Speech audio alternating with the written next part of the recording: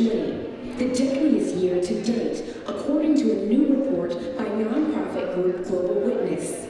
The group finds that an average of 4 climate activists have been killed every week since the Paris Climate Agreement was signed in 2015. Deaths like that of activist Berta Caceres in Honduras, Gonzalo Cartagena Molina in Colombia, and Roberto Carlos Pacheco Villanueva in Peru. The majority of these attacks occurring in regions with some of the most lush and diverse landscapes, often threatened by exploitation. About 30% of the killings can be linked back to these climate-wrecking, heavily polluting industries. Logging and deforestation are tied to the highest number of killings, with 23 recorded across Brazil, Nicaragua, Peru, and the Philippines. Murders that go largely unsolved. These companies aren't being held to account for these killings. Governments aren't investigating them enough, and it's something that needs a change on the national and the local level. This violence now posing a threat to the next generation of activists.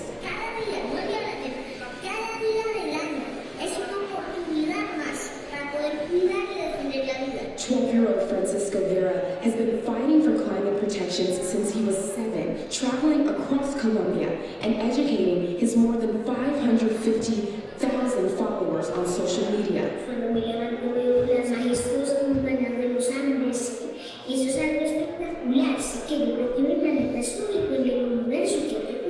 This year, Francisco began receiving death threats on Twitter, threats that are all too real in Colombia, the world leader in the number of murdered environmental activists. Ser activista ambiental es como hacer un deporte extremo, hablo de tal cosa del medio ambiente y ya directamente la gente empieza con amenazas. Francisco and his family have now left Colombia. He continues to spread his message online as calls to protect both the climate and its activists grow. All right, NBC News Now correspondent Priscilla Thompson joins us now. So I got to ask you about Francisco, who we just saw in your story there. 12 years old. Is he doing okay?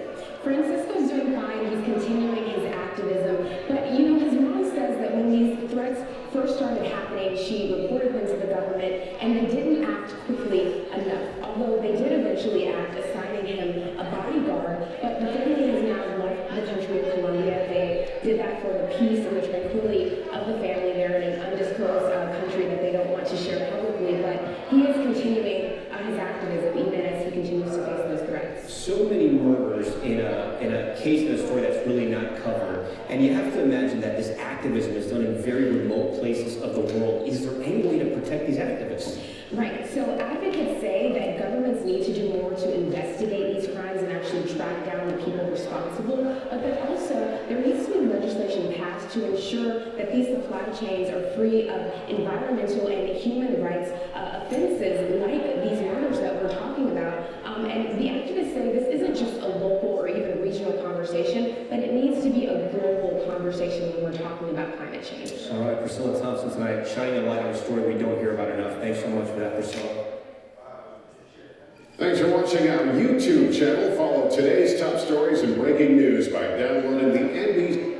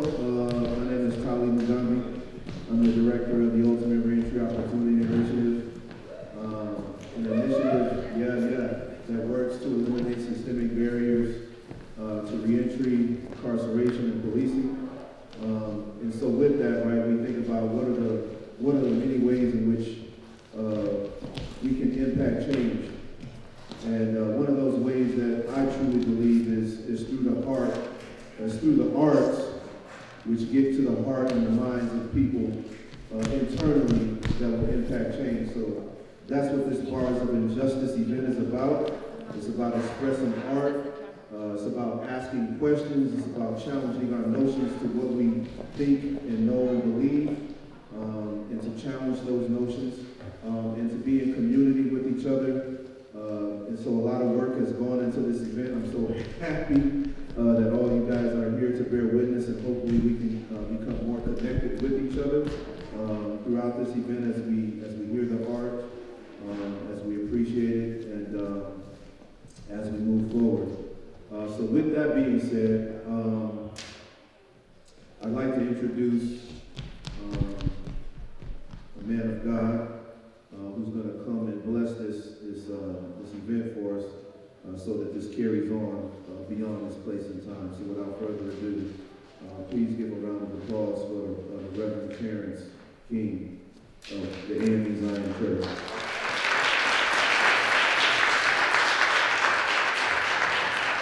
How's everyone doing? Come on, make some noise. How's everyone doing?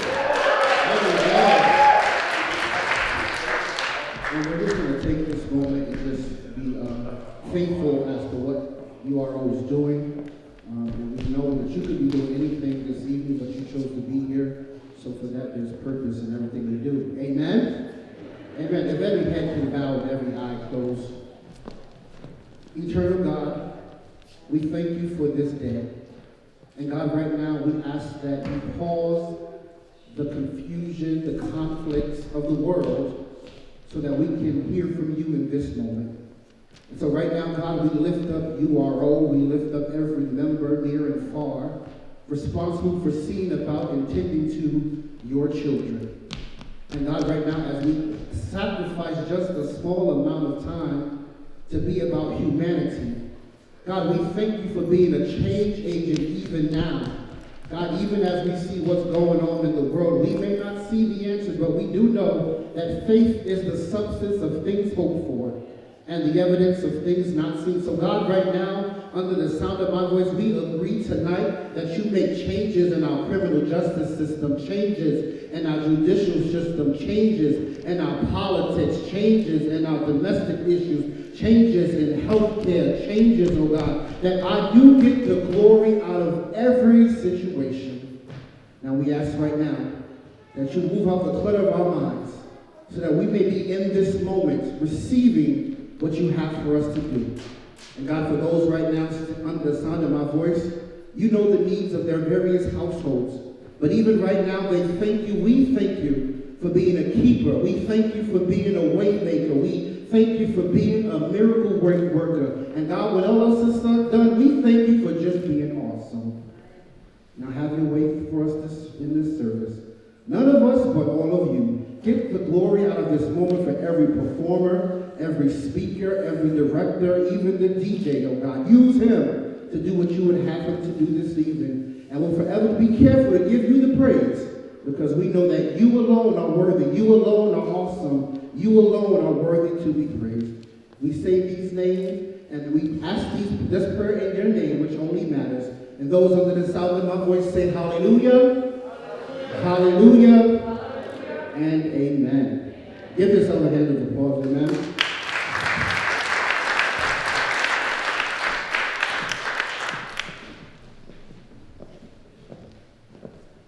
All right, so we're moving this thing forward.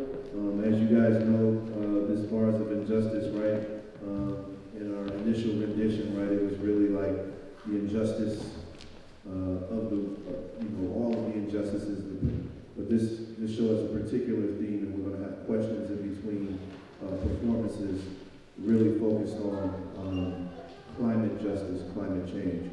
All right, and this is part of the 1,000 Conversations on Climate Change, initiated by the Sustainability Director, Luis Aguirre Torres. I might have messed up the name, but he'll correct me if he comes up here, I'm pretty sure. But without further ado, we're going to invite Luis to the stage to talk about this initiative, and so that folks in the community can get a better understanding of the purpose and the mission of these 1,000 Conversations and the work that's going to move forward coming out of this. So please give a round of applause for Luis Aguirre Torres.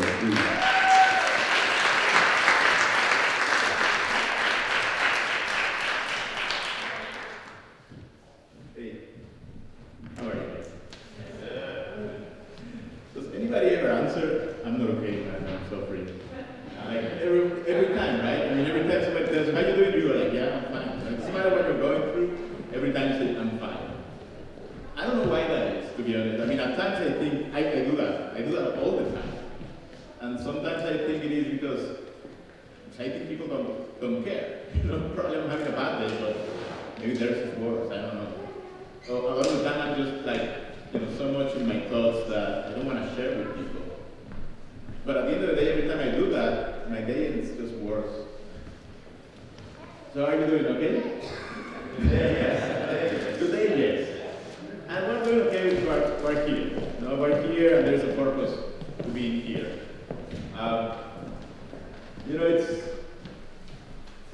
I work with the city government, but this is the first time I do that, I promise. Before this, right before, I was very happy unemployed for a while. And that was cool, but then Netflix, gets boring. But I want to tell you just a little bit about how I ended up here, and then I want to tell you what I want to do while I'm here. I'm from Mexico. The first one to go to college, my family. That was kind of cool. But you won't believe it, I didn't realize what that actually meant for such a long time. I remember, going to school, and I have 4 brothers and sisters, all of them older than me. It was their right to go to school first. But they were working. And I remember just going to school. And I remember being an asshole to them. And I remember not paying attention when I had to pay attention. And I remember never sharing with them anything. I graduated, and I got a scholarship to go study abroad. And I did it immediately, because I couldn't wait to leave Mexico. Then I left, and I tried really hard. And I remember my brother particularly, he was writing to me almost every day. This is before email, he was writing letters. And I wouldn't write back always. And it was one of those things that eventually, when you get older, you start thinking, why would I do that? And it just, leads me to think that a lot of the time, there is so many ways of looking at things. But I remember that in my head, they were just annoying. They were not working to put me to college. They were not working to send me to England, or so I could eventually come to Ithaca and have an awesome job, to be honest. And lately I've been talking to them much more. And I've been telling them how I feel. I've been telling them, that I am very grateful for everything that they have done. Eventually my brother graduated from college himself at the age of 30. And I couldn't travel. I couldn't travel to go and see him, but I remember thinking that I was very proud of him. But for the most part, I remember wasting all this time, never daring to have a conversation about things that really matter. Everything that is important is probably so difficult. It's probably the hardest thing to talk about. Always. All of those things, we ignore them for reasons that go beyond my understanding. And that's why when somebody asks me, how are you doing? The immediate answer is, I'm doing all right, man. I don't know if you ever ask back. I'm doing all right, how are you? But I don't know if you do it with real interest to learn how the other person is. Because it's an exchange, right? It's a protocol, because we are civilians. We do that. How are you? I'm doing okay. You're okay. Good. And then you continue working. Who knows who the person is? And that is part of the problem, right? It's part of the reason why we do what we do, we behave the way we behave, and that's why at times we cannot be kind to others. If we knew them better, if we understood better, if we're there to ask, or just to think that the way people are is not necessarily hardwired into their brains. Eventually I made it to Ithaca, I went to school in England, I lived in California and other places, and eventually I made it to Ithaca. And I met somebody, like one of the first persons that I met, and she was asking me, like, what is it like to be poor? And I was like, what the hell? Like you mean now? or when I was young? And it was interesting because she didn't know anything about me. And I don't know why she wanted to establish conversation and she chose that topic. But anyway, we had that conversation. And then later on, somebody else in another conversation was telling me about my privilege, was telling me how my life had been privileged and that I was an asshole for it. And I was like, you don't know me. I was talking about these burgers earlier on. So like, what's going on? And I remember once, I was driving with my wife. My wife is petite, long. And the police stopped us. And I was like, okay, so we stopped. I thought I was driving too fast. And I got out of the car. And he immediately started treating me as if I was a criminal. I had no idea what was going on. It wasn't the first time, unfortunately, that I had encountered with the police of that kind. But in that one, they put me in the car, the police car. And then this guy went back and told my wife, everything is okay, don't worry about it.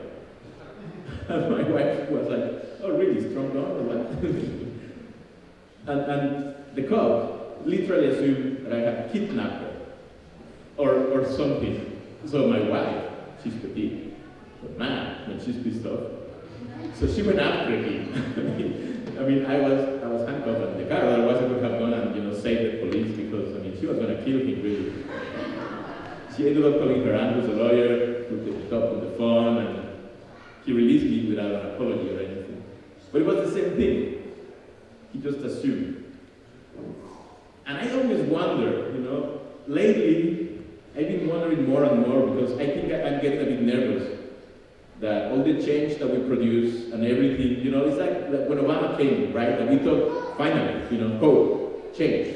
And then this other guy comes and he's like, love, darkness. And then he goes away and then like, hope again. And now I'm getting a bit nervous that things could change in a minute for everybody. And everything that I do for climate change, for climate justice, for social justice, environmental justice, everything can go to hell in 1 second, just like that. Even though we're building an army, we're talking to a ton of people. Everybody now is more aware of this. Everybody wants to be part of the fight. Everybody wants to be part of the change. But I'm so worried and so concerned that these relationships are so fragile that they may not lead to anything. And something bad could happen, everything could change, everything could go to hell, and we could all end up in the back of a police car. Because of the way we look, or because we don't care to share with people who we are. So we all just assume. So when I took this job, I was told, there is 2 things that you need to achieve. One of them, we need to fight climate change. So your job is to reduce carbon emissions in this city. Okay, that's a technical gig, I know how to do that. And then the second job is to achieve climate justice. Well, that's going to be a bit harder. That's going to be more complicated. And they want me to set up a plan. So, once again, carbon emissions, I know how to do that. Climate justice, well, that is complicated. Because we need to look at history. We need to look at historical inequities. We need to see why we are who we are and why we are artificially separated the way we are. And then you need to look at social injustice. And you need to understand why people just assume because of the color of your skin that you are this type of person. And then you need to look at pretty much everything, economic inequality. You need to look at people who don't have access to education. You need to look at all of these things, and you need to make it better. That's an easy thing, isn't it? But I took it because I really think I can make a difference. But I am absolutely sure that I cannot make a difference on my own. It's so important to be part of a community. It's so important to develop a new sense of identity as part of this community. And the only way I can think about it is by talking to you. The only way I can think that it could happen is if I talk to you and if I'm honest. I haven't been having a good week, to be honest. Nobody asked me, but it hasn't been great. I can't sleep. I'm very stressed because of my work. But you don't care about that, right? Or maybe you do. But what if we were to talk about it? And we're going to start talking about that, how's your day? Let's talk about it. Then we can talk about how's your week. Then how's your life? How's your family? Historically, and you're right. Do you think you are part of this community?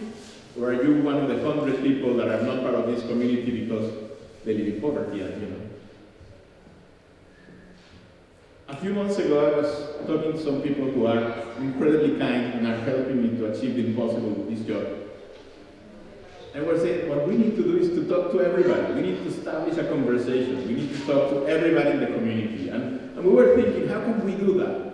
Like, well, it's not about us talking to everybody, It's just about starting the conversation. So what if we were to talk about the future together? And it was very interesting because somebody asked me once, what's with this obsession about the future? Because I keep on using that, like the future is going to be better, the future is going to be bright. And I always answer, and somebody told me, dude, that's cheesy as hell. But when somebody asks me, what's this obsession about the future, I answer, because I can see the future. And I think a lot of you can. I can see the future for somebody who lives in poverty today. I can see the future for somebody who's thinking I may not get to go to college. I can see the future for a lot of people who right now have no hope. And if you can see the future, that's all we need. Because now we know where we need to go. And if you see the future, you realize that you need to rely on people. You need to rely on family. You need to rely on your extended family. You need to rely on your community. But you need to share this understanding with everybody. So let's have 1,000 conversations about this. Let's have 1,000 conversations about the future. Each one of you represent the future for somebody else. Let's share that with everybody. You don't have to tell me, but tell somebody that is next to you. Tell somebody who's behind you. But just share, talk about it. And then start addressing all those things that are very difficult to talk about. And I understand that, but the invitation is things are going to change if you don't do this. So please talk to people. Share with them who you are. Share with them who you can be if they were part of your life. So the idea of 1,000 conversations about the future is nothing more than let's redefine the sense of community and belonging that we could have as a new community, one that is just, one that has justice at the very core of what we can be. I am incredibly grateful for the invitation to come here and talk to you. I am incredibly grateful for all of you who have welcomed me into this community. I am very grateful for all of you who have engaged in conversation with me. In March this year, I really felt absolutely alone. Absolutely. I could tell you I was living in a town that I didn't know anybody and I had no friends. And I was with my wife, but I felt so lonely. Now, everything is different. I have friends, and I'm building an army. Because we're going to change this motherfucking world. We're going to build something incredible. Because I can see the future, and I let it come to. Thank you very much, everybody.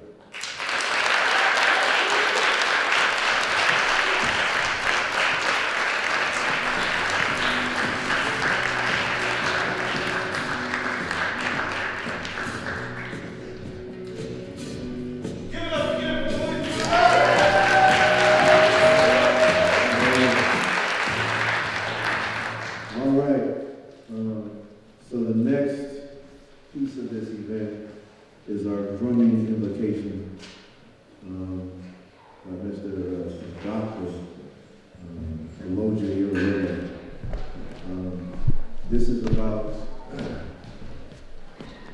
bringing his tradition and elevating the spirit and the energy in this room so that we take this energy and these messages out into the community, out into the world that we work in, that we live in with our families, to execute our mission, our values, our principles, our dreams. All right? So Aloja's will work with you. He might ask you to come up here and drum with him. You know, the thing I love about Aloja, he loves the kids. You might see the kids come up here and work with him too. It's all a part of the process. Give it up for Aloja and URO.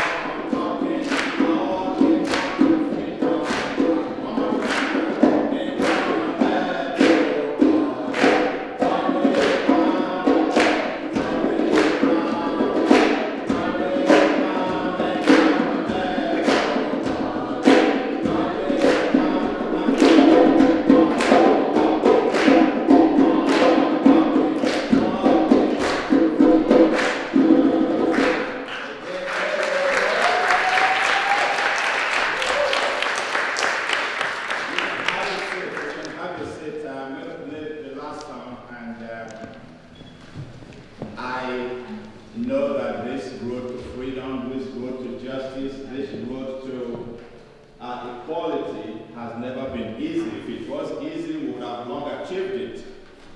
But there are some things that are worth fighting for, because that's how we make progress. So we are going to continue to walk on this path, and someday we should all be free. And this is something in the civil rights movement that deep in my heart, I do believe we shall overcome. So I'm going to play just a song. You can clap, you can listen, and it's, I'm going to title it, Someday We Will Reach Where We Are Going.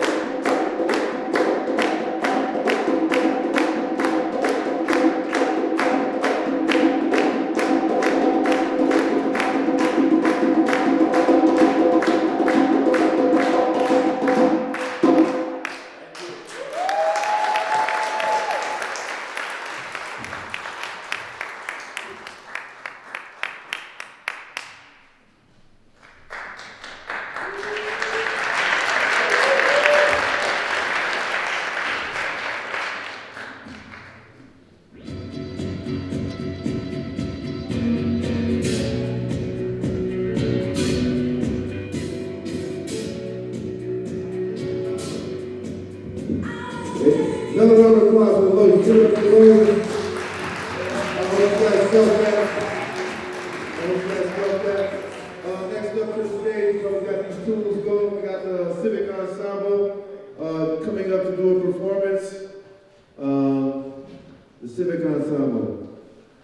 What a blessing to have this group in our community. This reentry theater group has given so much life-sustaining energy to people who are coming back home from jail, prison, reentry, those who are court involved, giving them an outlet to express themselves through art and reclaiming their humanity. What many folks don't understand is that,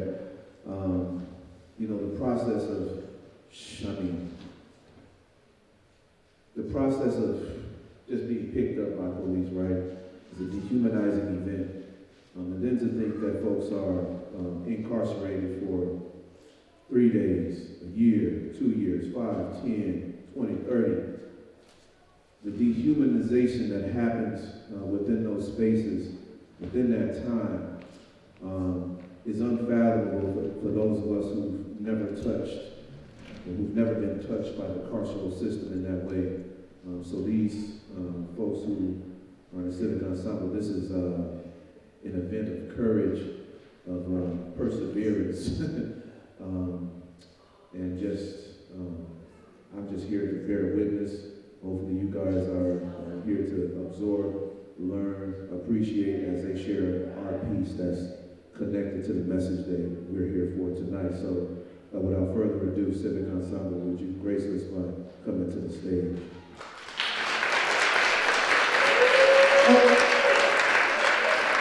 You know what? I actually went out of turn. I was just preempting y'all. I was just juicing y'all up. As I looked at the list and I was like, nope, I jumped out. So we just made a change to the whole thing. I'm going to be introducing artists that wasn't what I was going to be doing tonight, but you know, you make adjustments and modifications as you go. That's real life, and that's, to be honest, right?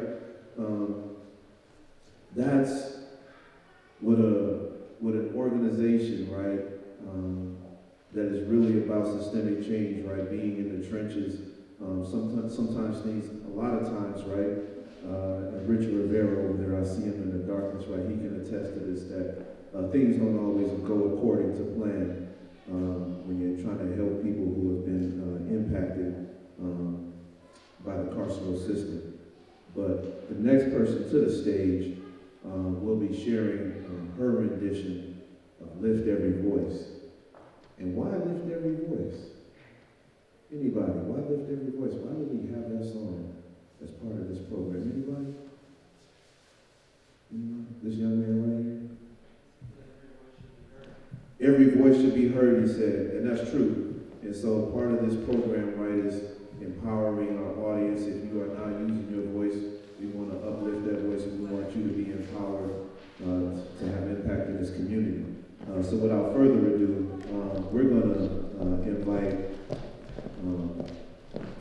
let me make sure I'm saying, Devanshi Banerjee to the stage. I was introduced to this artist by one of our local community organizers, Cosimo Fabrizio, who's a student at Cornell University and also kind of heads up the Student Justice Coalition.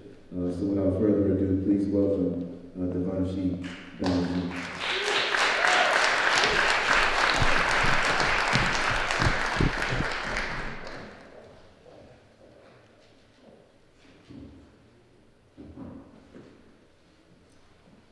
Lift every voice and sing till earth and heaven ring, ring with the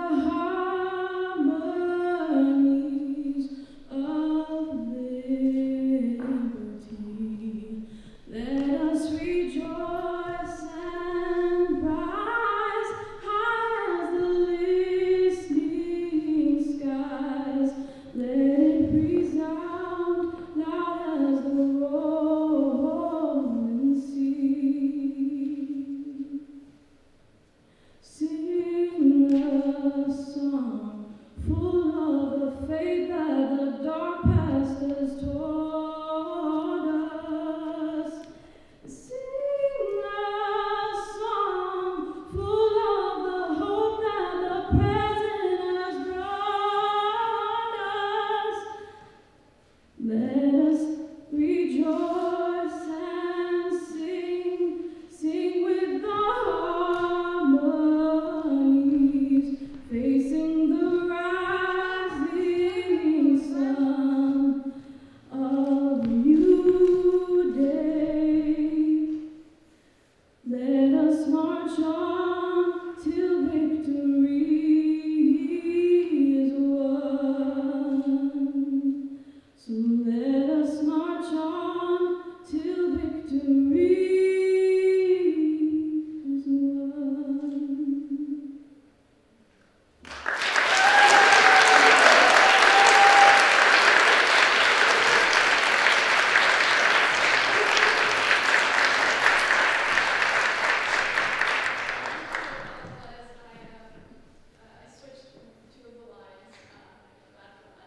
Don't worry about it. Don't worry about it.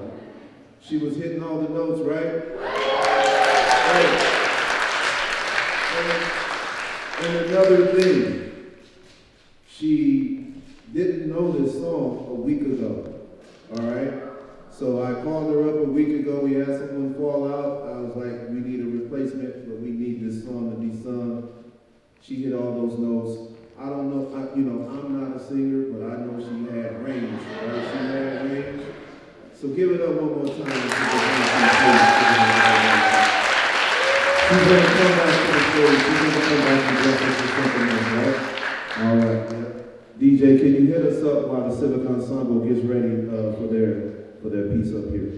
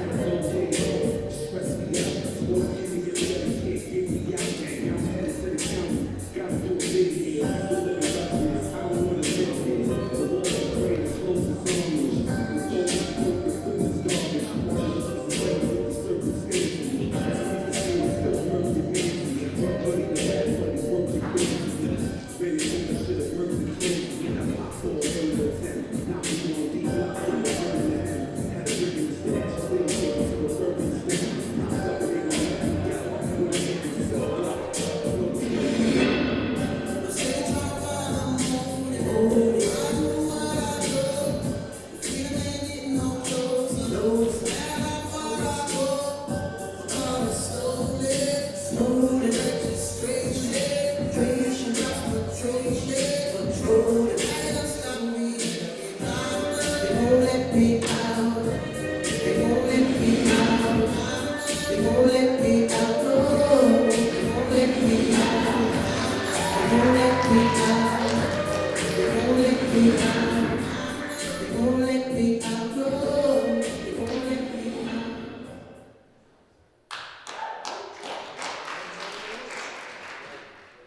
evening. Hi, my name is Leroy. I'm Joe. And I'm Amy, and I've been involved with Civic Ensemble Reentry Theater since 2017. Thank you for listening and letting us share this moment with you tonight. The Reentry Theater Program is a community of individuals who have been institutionalized, whether through incarceration, mental health, or through drug treatment facilities, and people who support those who are coming out of these settings. We tell, write, and perform stories through art of theater with the idea that art can help rehabilitate and change the narrative of stereotypes that are put on us from people who have these experiences. We are also introducing and bringing to light social issues even more broadly than incarceration, including the climate injustice. We're here today to share a scene from our upcoming production of Delia Divided. Delia Divided tells the story of a young person who is dealing with co-occurring mental health disorders while trying to get through life with past trauma, racial injustice, court involvement, and also learning how to build healthy relationships.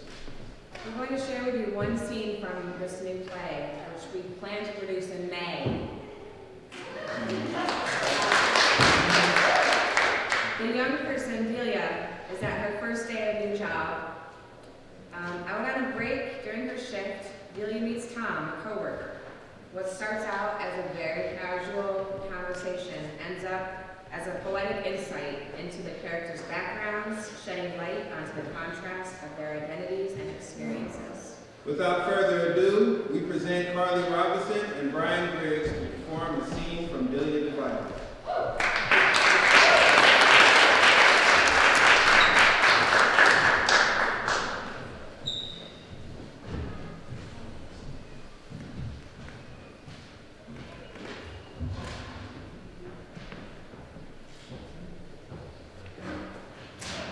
So, this is your first day, huh? Was I that bad? No, that's not what I meant. I mean, you were great. You seem to like it here. I like having a job, if that's what you mean. This job? Doesn't matter what it is. Why not? As long as it's steady. That's enough for you? I like having an apartment and paying my rent. Ouch. That's not something you have to worry about. I live at home. Oh. Okay. You could tell. Well, sort of. I need the money. Really? My folks are fed up, I think. I know. How come? I lived with them a while when I was in college, which took a while. What's a while? 6 years. It's usually 4, right? Right. And your folks just let you stay after? Yeah. I've been living with them since I got out of school. How long ago was that? A couple of years ago. 5 years ago. So, your folks let you stay with them for 11 years longer than you would have? Oh, sounds pretty ratchet when you put it like that. Like what it is? Where are you from? Where are you from?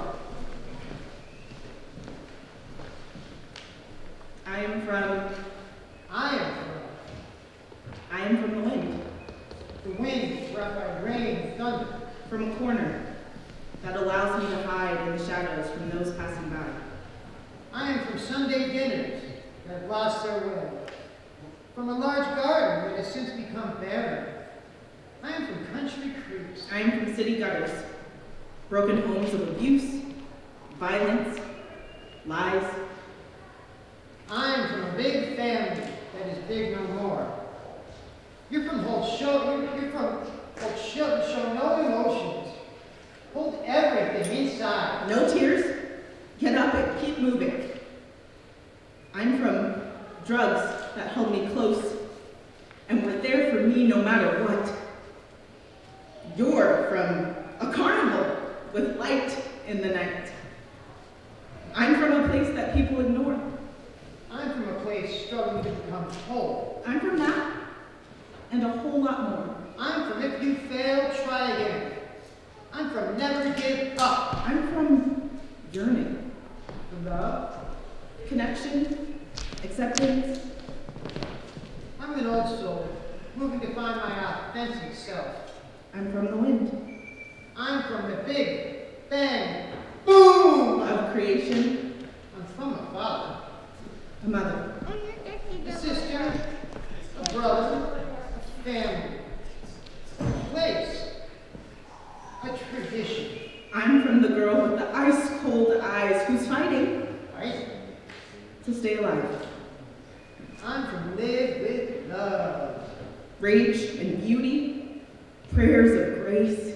I'm from the stardust time of the galaxy, where possibilities are endless.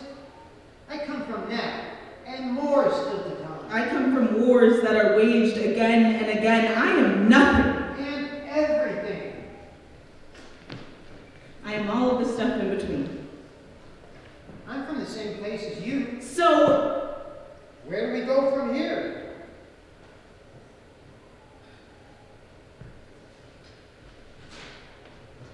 What are you into?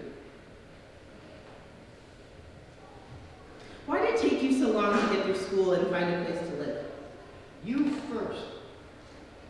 What am I into? I don't know. Clearly you like the cash register. It has a rhythm. It repeats. I like that. That's fair. Now you. What was the question? Why did it take you 11 years to get through school and find a place to live? When you put it like that. Like real numbers? Yeah. I mean, it doesn't seem like that long. I guess I was busy. With? A lot of stuff. I've traveled around some, to different states. Doing what? Social activism kind of stuff. I didn't know that was a job. It kind of is, and it kind of isn't. It's a lot of work, but you don't get paid. Oh, so your folks don't think it's a job. Exactly. So, what are you into? I told you. I don't know. What causes do you like? Causes? Social justice-wise. Well, I saw this documentary last night where they were talking about the migration of the butterflies and how it's been interrupted by climate change and... So you're a climate change activist. Sweet. You know, I thought you might be a climate change activist. How? I don't know, just something about you. A little like Greta Thunberg, except not Swedish, and maybe not as weird. Maybe. Hey, you two! Break's over!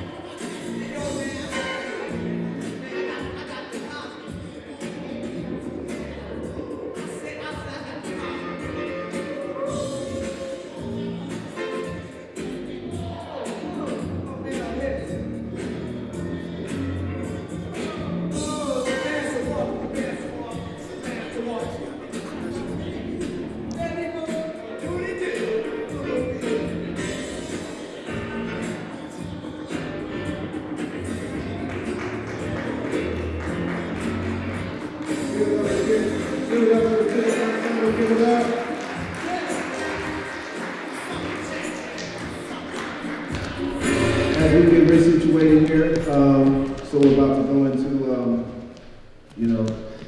I guess the prelim to the questions, right? And so this is kind of an introduction to climate injustice, mass incarceration, and the community. So the person who's going to be kind of addressing this, giving kind of an overlay, is Dr. Paula Ionide, professor at Ithaca College at the Center for Culture, Race, and Ethnicity. So please welcome Dr. Paula to the stage.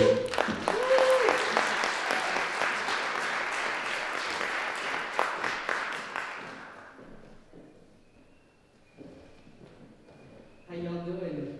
Woo! I was not expecting to speak tonight, so here we go. I've been involved in decarceration movements here in Ithaca for about 14 years. And I wanted to make some connections between mass incarceration and climate justice. And I think at first, when you put those two things together, most people don't necessarily see a connection. And I want to kind of talk a little bit about why that might be. For most people, when you say climate change, or even maybe to some extent climate justice, most people think about the built environment, or fossil fuels, or the earth heating up, or basically buildings and cars and material things, right? And when people say mass incarceration, they might think systemic racism, disproportionate number of people of color incarcerated, right? The war on drugs, things like that. And when you put those two things together, most people can't necessarily see the connection because the framing of both things doesn't allow us to necessarily see those two things connected. So what I want to say is that the concept of climate justice has to expand to first and foremost think about people. You cannot find justice anywhere unless we actually think about how to change our relationships with people. And we also have to think about climate justice in relation to who is most impacted by the incredible hazards that are taking place, right, as a result of environmental racism, as a result of the toxicity of jails and prisons. So if you get an image in your mind of a big state prison, first of all, the built environment of the prison itself, right, is toxic. It's toxic for the way it's built, on the basis of the material aspects, right, the infrastructure itself, how much it consumes, and so on. But first and foremost, under the mass incarceration model that we've been living with, at least since the late 1970s and 80s, these are built environments that are meant to warehouse people who do time to basically run economies, make money off of people being confined. And that fundamentally is about the dehumanization process and rupturing the way that we relate to one another, so that I'm on the outside, you're over there. You're out of view. I can't see you. I can't relate to you, right? Most people don't know that when you are on your way to the airport, you're going past the county jail, right? And what that means is that the kind of relationships we're working with, basically vis-a-vis one another, are the kind where our only concept of justice is punitive. We're going to punish you if you have a substance use disorder. We're going to punish you if you have mental health issues. We're going to punish you for smoking a joint. That dozens and dozens and dozens and dozens of things that in a previous era were not criminalized, right? So fundamentally for me, the connection between climate justice is about changing the way we relate to one another and thinking about those who are most deeply impacted by the injustices of the environment, including the environments of prisons and jails, but also thinking about reshaping the way we understand our notion of justice in relation to mass incarceration so that we actually introduce mass incarceration as one of the greatest public health crises of our time, as one of the greatest environmental and human hazards of our time. I call mass incarceration death-producing economies. All that they produce is death. They don't give life, they don't sustain life. People are literally consumed by doing time in a confined space. There are more overt connections. For example, many of the fires that we're seeing increasingly become the order of the day are fought by people who are incarcerated. So if you were watching the California fires this summer, know that the people who are on the front lines and being sent out to essentially put out those fires are often people who are incarcerated. There are other connections to the toxicity of the built environment. The more we build these kinds of infrastructures, the more we can't build universities, mental health centers that are truly holistic.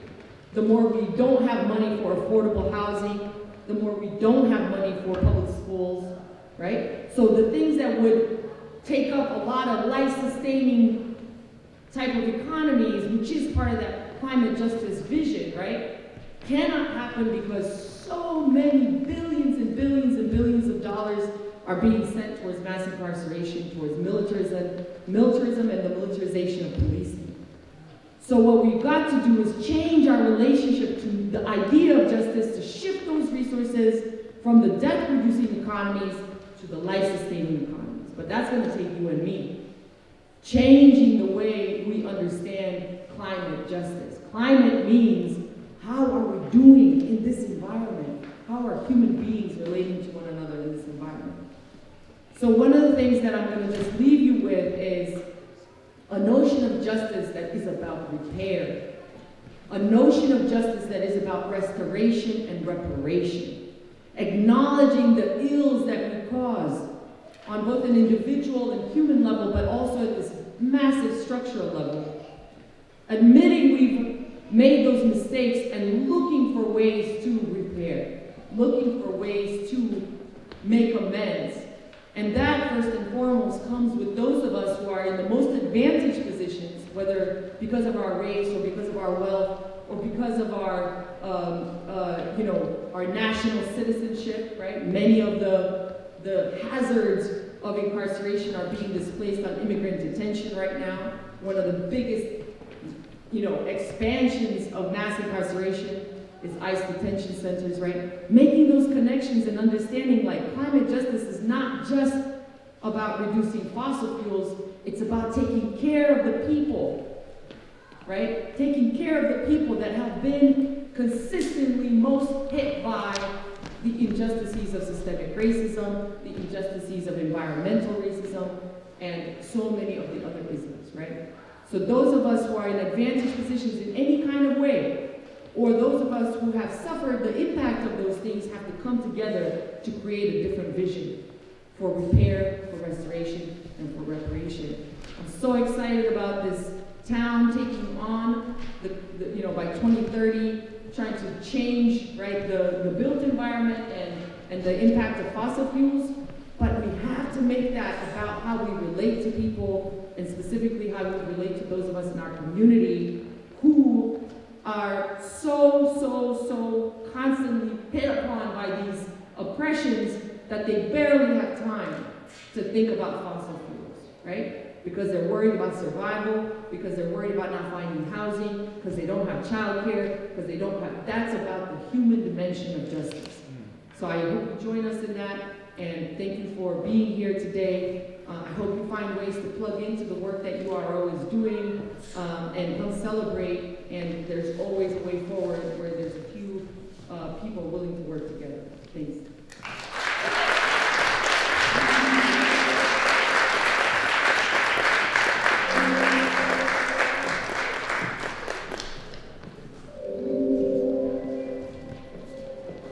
Give another round of applause for Dr. WholeEvent.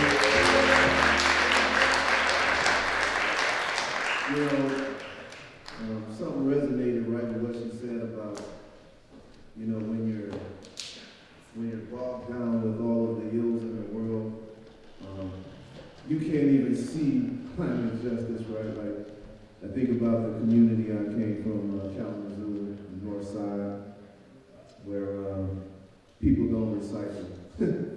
And you get laughed at if you recycle, like, man, get out of here, go on recycle head,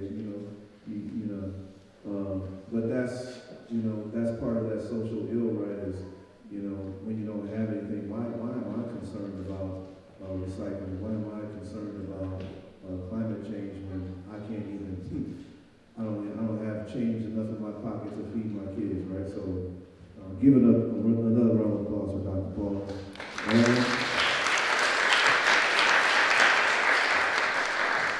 We got to do more of these sessions and these education sessions. But without further ado, we're going to invite Maya Soto to the stage, performing a poem. Maya, our Indigenous friend performer today. So Maya, please come to the stage.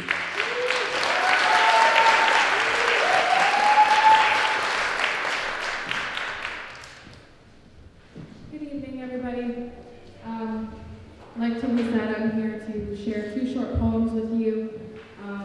Some of you may know me or have heard me speak before in the area. I've been a part of the activist community in this area since the time I was about 11. So it's an honor to be here. And I just want to say, following up with Paula, it's a hard act to follow. I should be one of her students. Every time I listen to her speak, I think that. But before I share my poems with you tonight, I didn't plan on saying anything, but I find myself feeling the need to. And so, in light of tonight's theme of climate justice, I want to challenge each and every one of you to think about what I believe is one of the only ways out of this crisis that we've gotten ourselves into, and that is land back.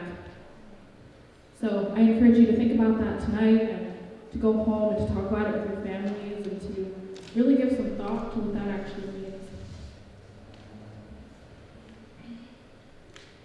And before I share these pieces, I just want to say they don't coincide with tonight's theme, but they are really important to me and really dear to me as they are part of a collection that I am starting as I have chosen to take a small step back from the activist scene and choosing to thrive as a form of social justice.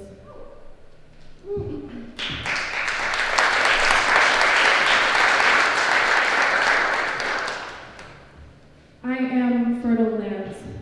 I am water that runs clean between mountains. I am birdsong at dusk. I am soft, subtle valleys and forever meadows. I am cool, gentle night, the stars in the sky and the moon.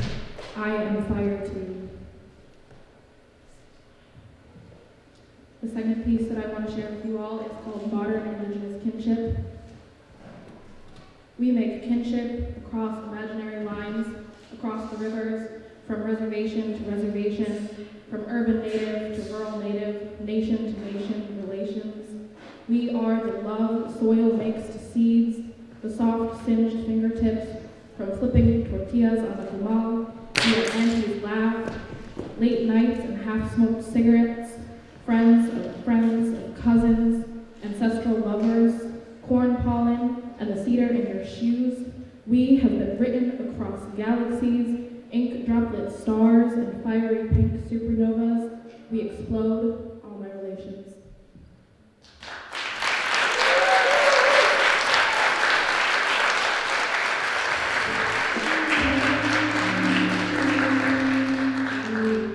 Give it up for Maya Soto. Give it up.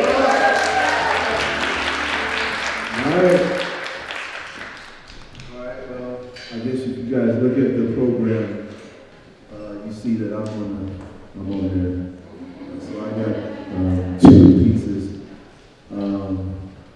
So this one piece that I have memorized, which is really like my very first poem that I ever memorized. This goes back to 2003. It's been a long time. But one one of my mentors who heard the piece was like, there's something prophetic in your words, and then as I started to see the things that I was talking about and seeing in the world from my perspective that we're not getting any recognition, it was like speaking into silence or having the words sucked out. So I'll do that piece, and then a piece that I just wrote about 3 weeks ago, sitting at the bar right across the way of the Greenhouse restaurant.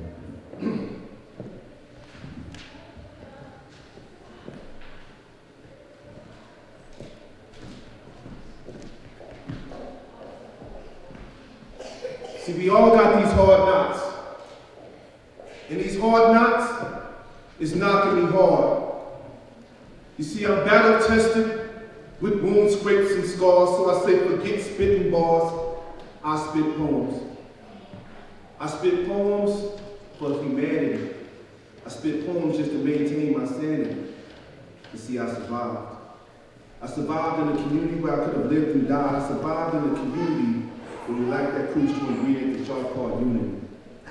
But see, we need to get together and get on the same page and attack the system like a bull in full rage. Tell them, look in our eyes and see the pain and anger that hate made. You see, it's plain to see that this wickedness still prevails. Still got so-called niggas on auction blocks going to the NBA and the NFL, but you see, I ain't no nigga, and I ain't for sale. You see, the judge is quick to give us 25 with an L. And like the letter from the Birmingham jail, these words make bail. And if they do me like Geronimo, I have to flip them the bird and tell them go straight to hell.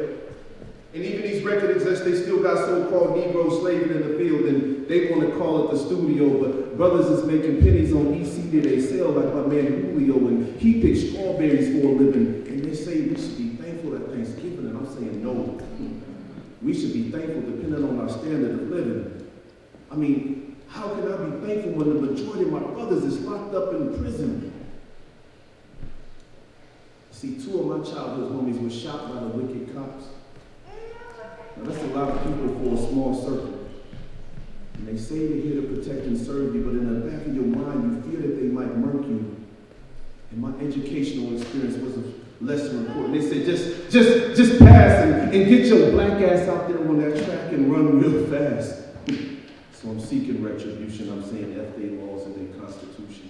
And all the backups to protect their grandfather's cause. And when they see me coming, they're going to be like, this cat got balls. It's true. It's bigger than King Kong's. I'm that gorilla in the midst, that silverback that's waiting to attack, and we lurking and chomping at the bit. We're salivating like Pavlov's dogs.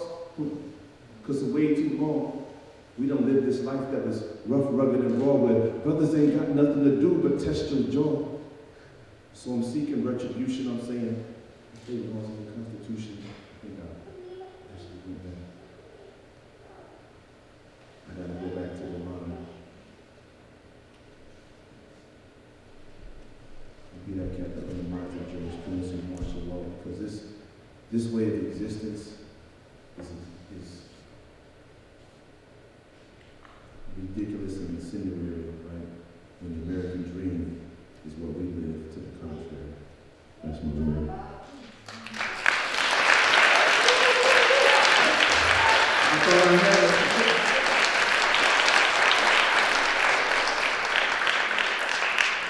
I thought I had it memorized. I lost it at the end, but that's what parenting will do to you.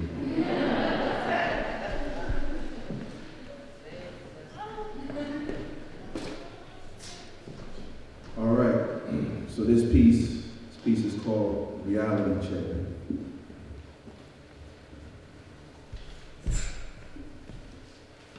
In all my life, I've never lived during a more ambiguous time between what is truth and reality and what is fake news and pure wretchedness. I mean, how am I to understand the rampant hatred and violence against the otherized in our lives, other than our biases are subject to our imprinting that can last a lifetime? I question why people are so sold on sustaining isms like race, color, sex as their benign reality, but our conscience tells me it's passed down, unhealed trauma, adopted as necessary sympathetic systemic responses for group survival. But given a good contradiction, this cycle should be interrupted, right? Hardly. When one considers how pseudo-reality offers the ego an opportunity at multiple momentary vanquishings of our inner demons, this oppression propels this devil semen in the ways that strategically discharged climaxes address the seasons of change. Leaves turn and fall, snowflakes drift and melt, vapor rises and compensates, tsunamis collect, waves crash, and so do we humans of humanity against each other. And we say things like, "You are not my brother," and yet you are. We're caught in this juxtaposition of inquisition, blissful ignorance, and we ask not for repentance but for punishment. I think we like holding on to things that hold us back. You see, this is humanity's story told through the eyes of the Crews. In the book of Crews, chapter 1, verse 1, and it reads, "They that were born a Crew grew up as Crews, and therefore died a Crew. And that was the best that the Lord could provide, and it was such that the eternal soul of a Crew was a Crew forever." And that's how life goes. And so basically, if one comes out of the womb as a Crew, your life and those around you are essentially screwed. How crude and vile, you might say. How non-evolutionary, I might say, for there is no such thing as the book of Crews. For the soul is always on an evolutionary trajectory, no matter how slow and stubborn that soul is.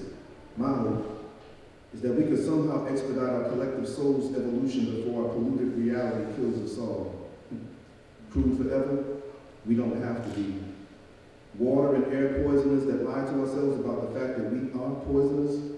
That doesn't have to be either. Fearful, fear-mongering haters can't be our lasting story, even though our current past suggests that. So I ask you, when is the last time you checked your deepest reality? Checked your infatuation with lies that propped you and desecrated your fellow humanity? When was the last time that your service served beyond the service of your immediate gratifications? These questions get at the heart of our current manifestations and go deep. And when it begins to hurt, go deeper. Please reference your experience against universal laws of matter and energy. Exhale and discharge unnecessary baggage. Trust me, you can manage to be healed if you desire it. You can survive the release of the weight you carry that really doesn't belong to you. See, some may ask, when was the last time you had a reality check? I wonder, how often do you check in with your reality? That you may live a more fruitful and harmonious life, incorporating the wisdom of the universe into our universal bodies, so that we may become one love. That's my word.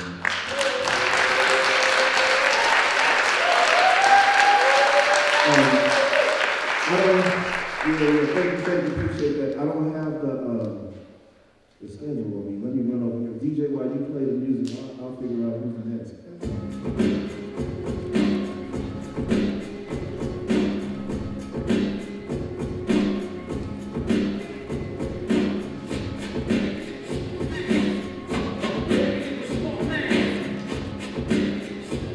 All right.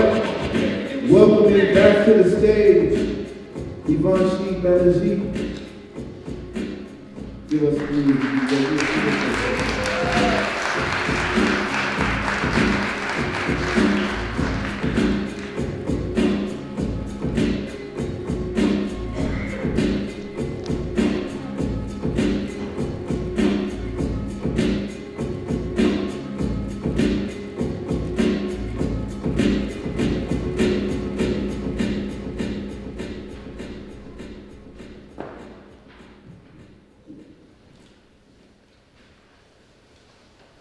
So this is a song I've been still in the process of working on, but during quarantine last year, I've had to cope and really grapple with a lot of family history and trauma that I hadn't really been able to sit down and reflect on, and quarantine really did give me that time to really understand where my parents, my grandparents, and my emotions come from. And so this is a song where I'm dealing with, grief, and I believe that grief is a social justice issue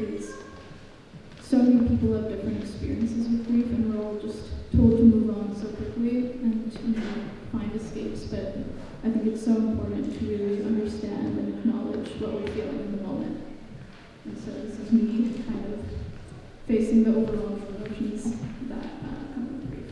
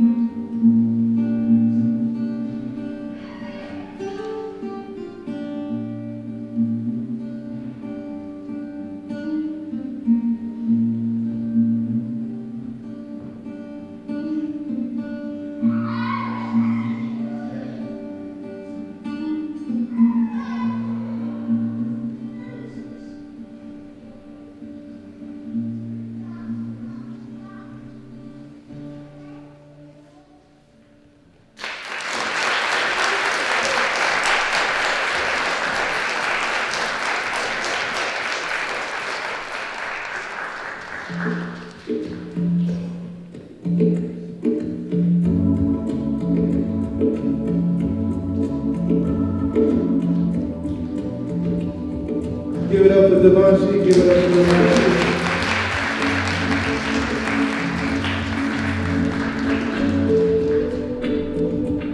All right, I'm going to welcome up to the stage Valerie Odencourt, as well as Brianna Lawman. Please give them a round of applause.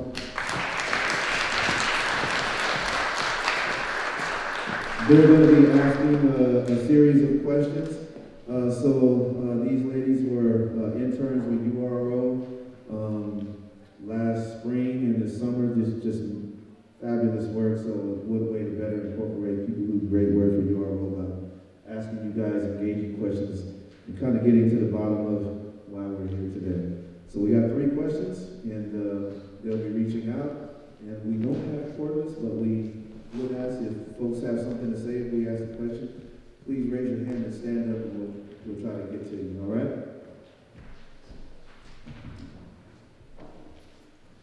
Okay, hello everyone, good evening. Hope you've been enjoying the show so far. So I just want to say thank you so much to Devanshi for sharing that very beautiful and intimate moment with all of us that really meant a lot to me. And you have such a beautiful voice. But some questions that we want to pose to all of you are, we have 3 questions, but the first question would be, what prohibits us from acknowledging that we're in a climate crisis? So you could just raise your hand or come up to answer the question on the microphone, however you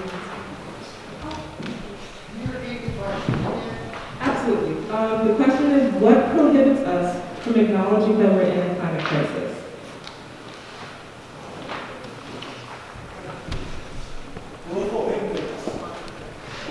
You said willful ignorance?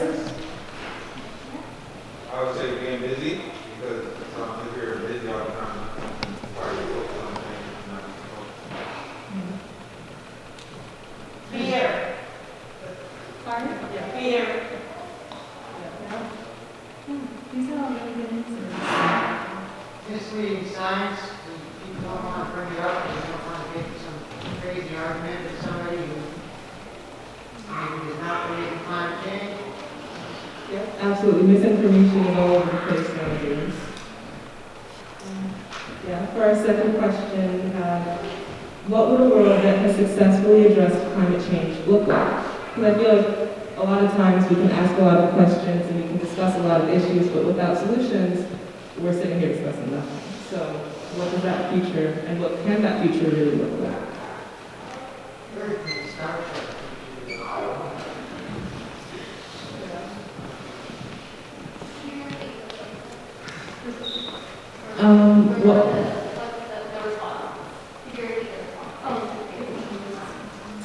His response was, I believe, the Star Trek world.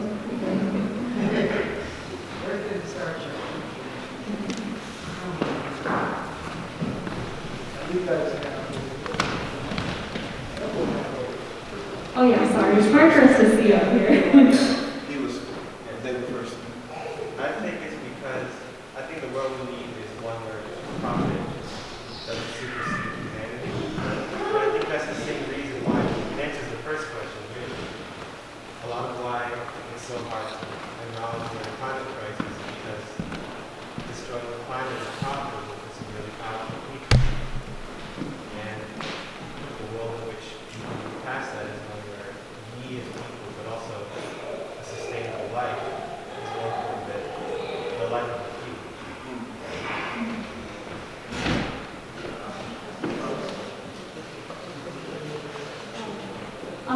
So Valerie just said that she couldn't hear. I'm sure people on the side couldn't hear. Could you just repeat the last part that you said a little louder? Yeah. Basically, just that we need to start leading a life where the profits of a few doesn't supersede the humanity of many and the sustainability of a whole planet.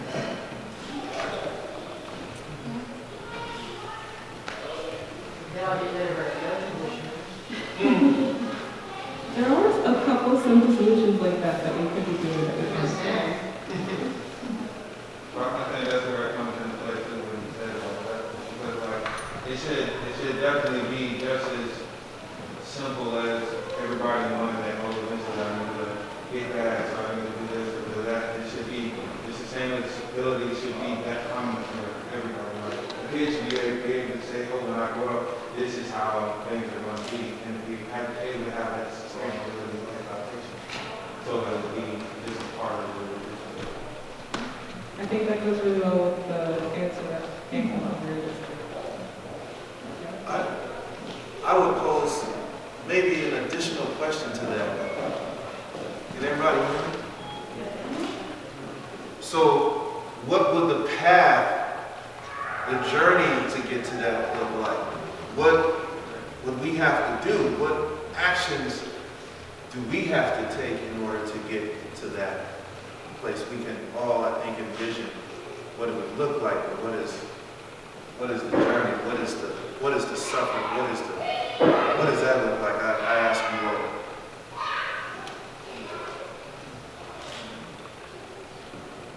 I would say it starts with education. And push up education.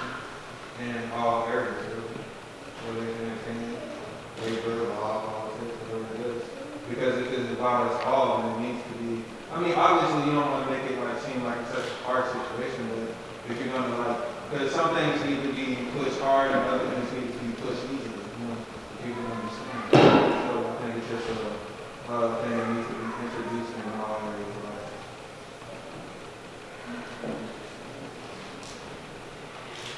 It has to do with also building places that are more climate friendly.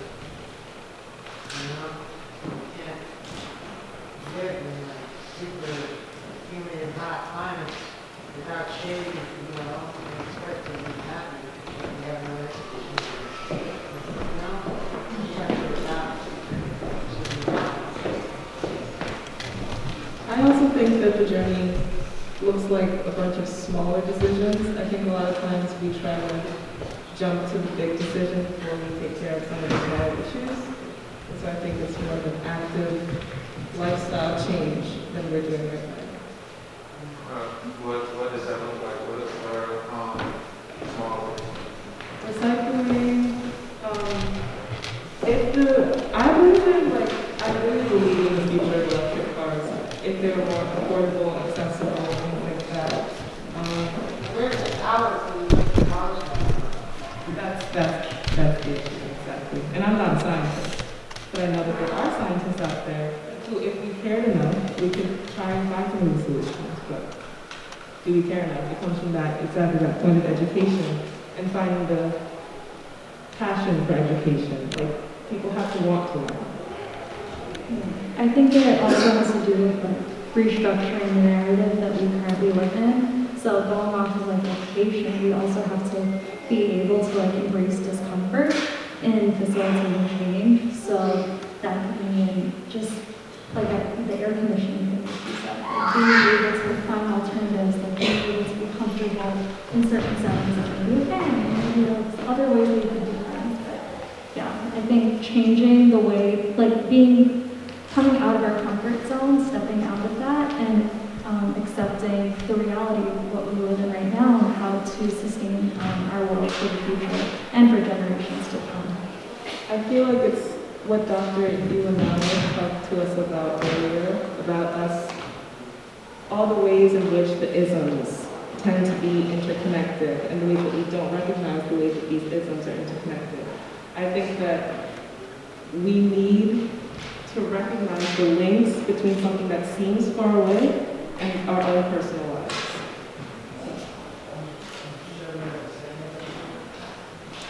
Yeah, I was just gonna say, I think we need to do away with the idea of changing our lifestyles and individual action as kind of a pointless exercise, because it's not Tali or Aloja or Josh that are fucking up the planet. It's ExxonMobil, it's the U.S. military, it's Amazon. So, getting more accustomed to and comfortable with collective action and doing away with the idea of American individualism, which I think is one of the most toxic and destructive ideas that we have as a society. We need to start thinking as a collective, because we can't change things as individuals. We have to move as one society. I have a question for you. I completely agree with that. But do you think that our society provides the parameters in which a reality like that is possible? Because I feel like capitalism encourages that selfishness, that individualism. Yeah, there's under capitalism, there's no way, I think, on one hand, we have to attack capitalism, in any way that we can, whether it's as a consumer, by rejecting Amazon, not shopping at Walmart, buying local as much as possible, but also organizing workplaces as unions, banding unions together, starting worker cooperatives, just completely undermine capitalism by actually creating the alternative. But until that alternative is in place, there's no people can't see the other side of it. So we need a lot of examples, as many as possible, so that people can unplug from capitalism and go in a different direction. Question about capitalism. What is capitalism? I mean, I kind of know what it is, but could you give just a simple definition? Sure. So part of it is, the main thing is just the way in which things are produced. It has a lot to do with the relationship between workers and the owners of means of production. But it also has a lot to do with the idea of infinite growth, which is completely contradictory to a finite planet. That's where capitalism and climate change kind of intersect. The workplace has a lot to do with that, the idea of wage labor and wage theft. But the key thing as far as climate justice is understanding that a system based on infinitely growing, infinitely consuming, infinitely increasing profit margins doesn't work on a planet where there are finite resources. And we have to learn how to live with what we have and not constantly need more, essentially. Yeah, and to add on to, did someone have anything to say? Yeah. Sorry, I'm just going to take this off. So I just want to add to that conversation about capitalism because I think we've been enculturated and indoctrinated to think that capitalism is the truth, it's how things are, and we can't change it. And capitalism is actually a historically created system, right? It was created, it was generated out of a time that coincided with the slave trade, as a result of the slave trade and the taking of land, capitalism emerged and created so much wealth, right? So capitalism is historically rooted in the exploitation of people and of the land. And that's why it continues to be so exploitative, because that's what it is. It's based in that, and it has to continue to grow by exploiting people and resources and the planet. That's why we see the destruction of all of those things. And capitalism isn't the same as markets, right? There were markets before capitalism. So we can have a market-based economy that's collaborative, that's regenerative, that's supportive of the planet and of humans. And there are lots of models available to us historically and now that show us that that's possible. It's just that we're not they don't show up in the media, right? We don't see them. And in the United States, if you look at African American communities, they were the ones who started cooperatives because they were marginalized from the mainstream economy. So in order to sustain themselves, they created cooperative economic systems. And we can learn a lot from that, and we can actually create something different. I think for me, that's where people are stuck, is that we don't think that something could change, like it's like too big to fail. Like we have to keep what we have, but we can't afford to do that. And so I guess, I just feel like in terms of education, what's important to me personally in my own work is to become present to the possibility of there actually being a different economic system that's regenerative and cooperative, and that we have no other choice. And so how do we work towards that? Thank you. Thank you so much.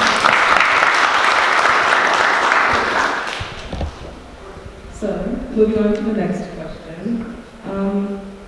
What action? I already answered it. And the question was, what actions will it take us as individuals to get there? Can you say that again? What actions will it take us as individuals to get there? So we kind of already moved that. And with that, I'm going to ask Kelly to come back up. Thank you for your so much for your comments.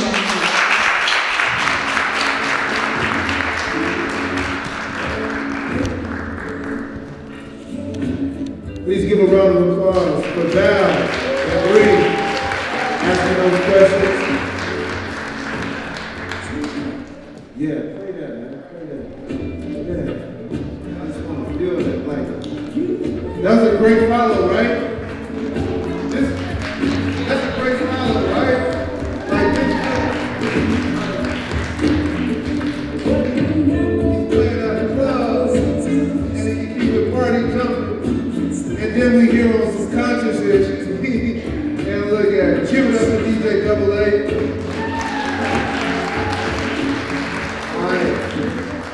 Thank you all for that engagement there.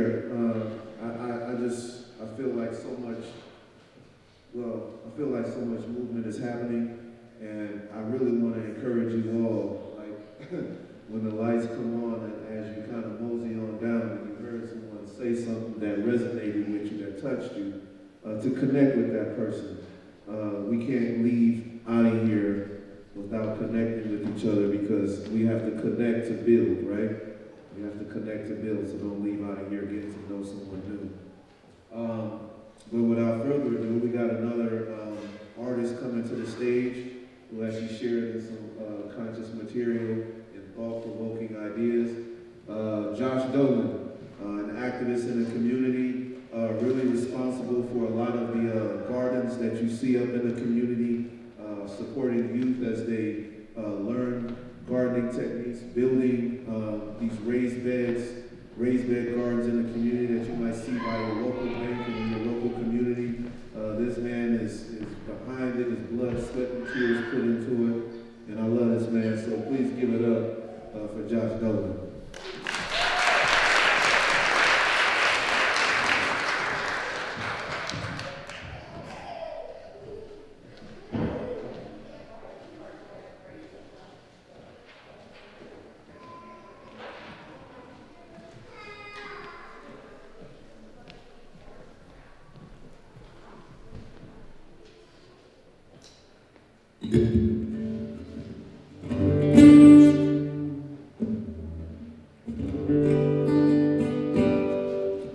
Thanks a lot, Tylee, for having me tonight.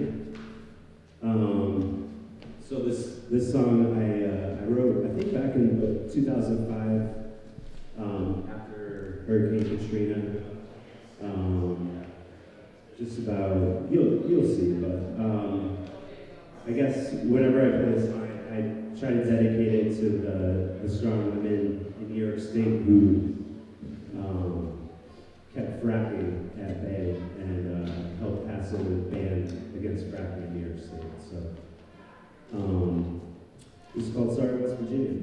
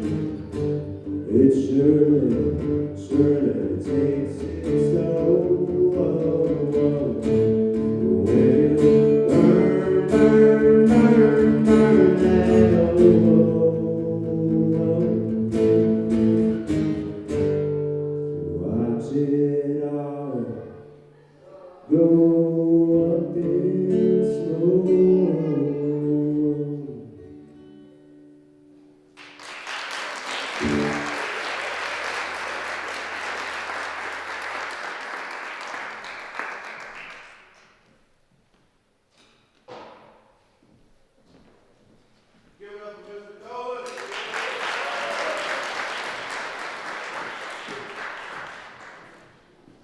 All right, so another round of applause for Josh Dolan. We need to get energy up, energy up, energy up. We're very close to closing out. We have one more performance, and then we have some awards that are going to be going out to community, people from the community. So please bear with us, stay with us, as we want to really recognize these folks with you guys being present. All right. Without further ado, from the St. James A&E Church, please welcome Mabel Welch to the stage, please. She's going to do something from the heart. Good evening. I've been in this community for many years. I'm probably one of the more senior people in the room. I know you might not believe that, but it's true. And I've raised 6 children in this city, and being raised in this city and having come through the 60s and 70s and on, I formed an opinion. And one of the questions that was asked tonight asked us why can't we have climate change? What is it that impedes us? My answer was greed. And as I walk through my neighborhood, I live in the south side of town, and as a senior in the south side of town, I often feel that we are forgotten and unnoticed. So I think it is greed, and it is our need to have that drives us on, and we fail to see the significance of the impact our lives have on everything that happens. So I sang this song. It's not a sacred song. It's been sacred to me all of my life, but I sang this song many years ago because I believed it. It's called God Bless the Child That's Got His Own. Them that's got shall get, them that's not shall lose. So the Bible says, and it still is news. Mama may have, Papa may have, but God bless the child that's got his own, that's got his own. Yes, the strong get more, while the weak ones fade. Empty pockets don't ever make the grave. Mama may have, Papa may have, but God bless the child that's got his own, that's got his own.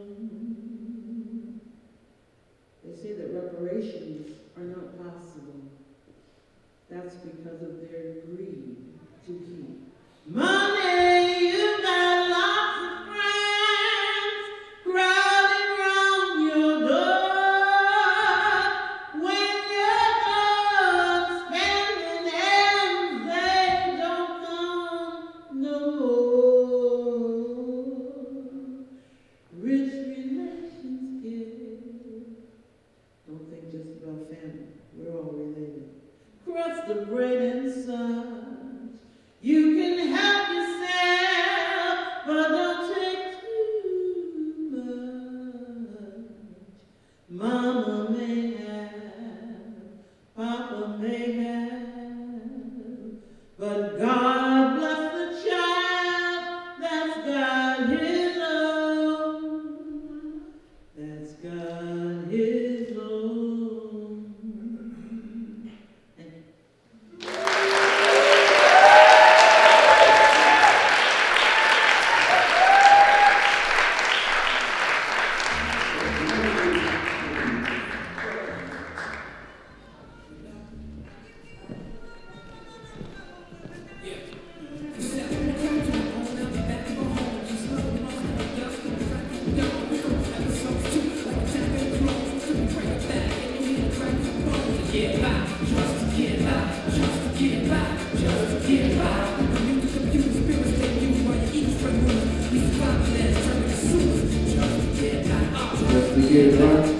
Leah, can you give us some more light? A little more? All right. We have the light around, we have the light.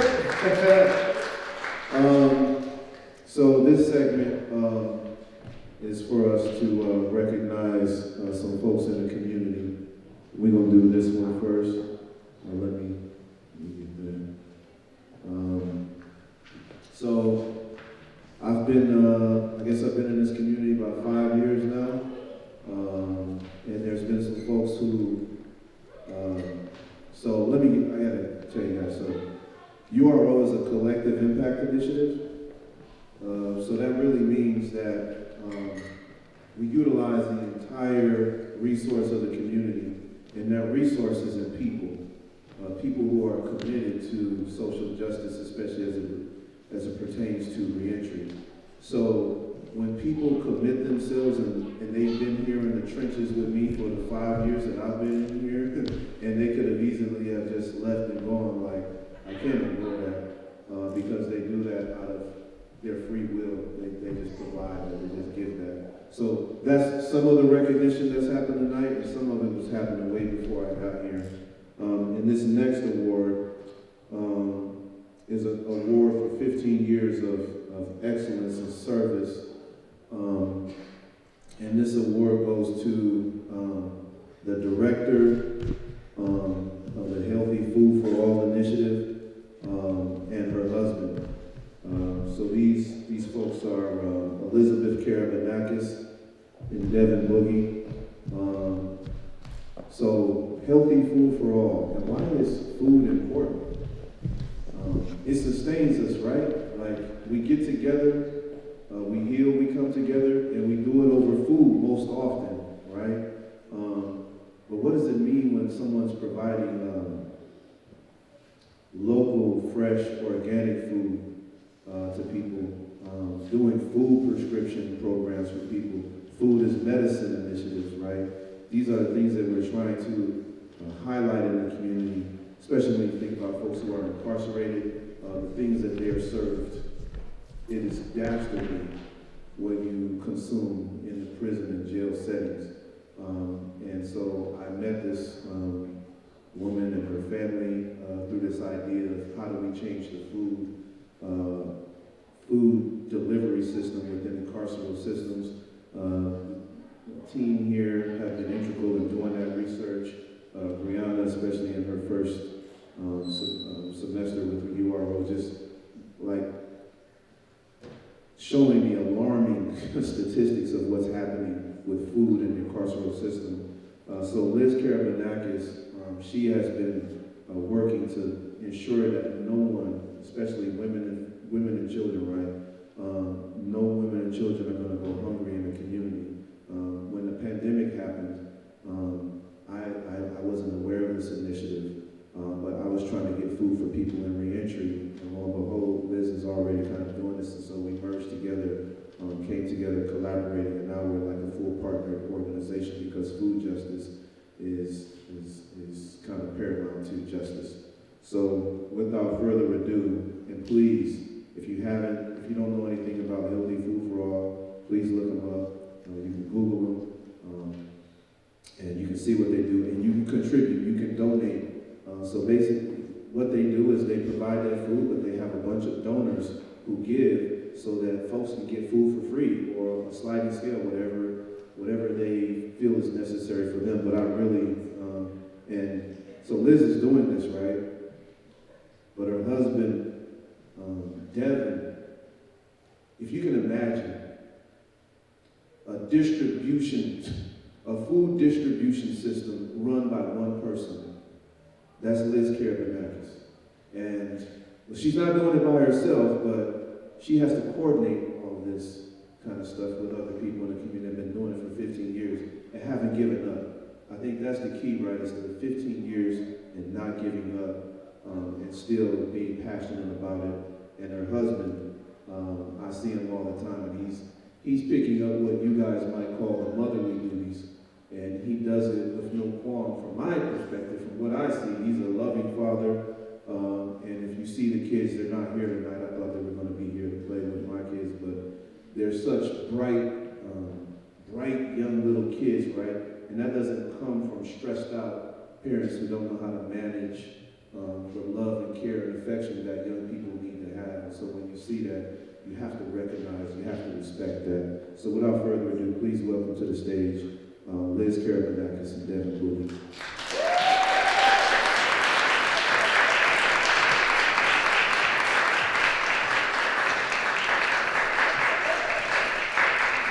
Give it up, keep it coming to the Liz is bringing up the family that wants to do it. Where's Devin at? Don't tell me Devin too shy to come up here. Is Devin back there? Come on, Devin. Are the kids back there? No? Come on, Devin. Yeah. Give it up for Devin. Joe Soto, also part of food distribution. Alexis Exposito, and of course you saw Maya. So come on up here, Devin, don't be bashful. We love you. We want to shine.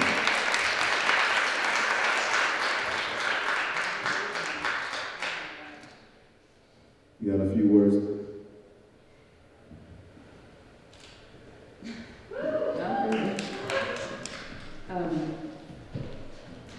I brought up some friends and partners to underscore how really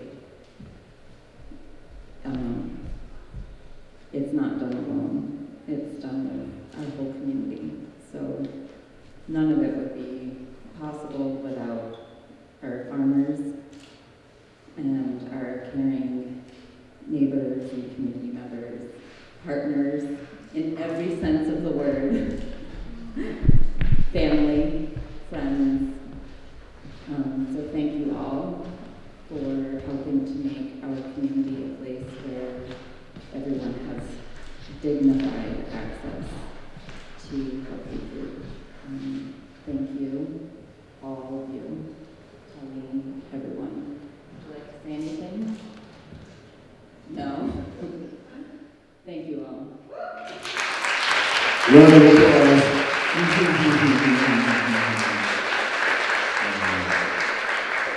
All right. Thank you, guys. All right.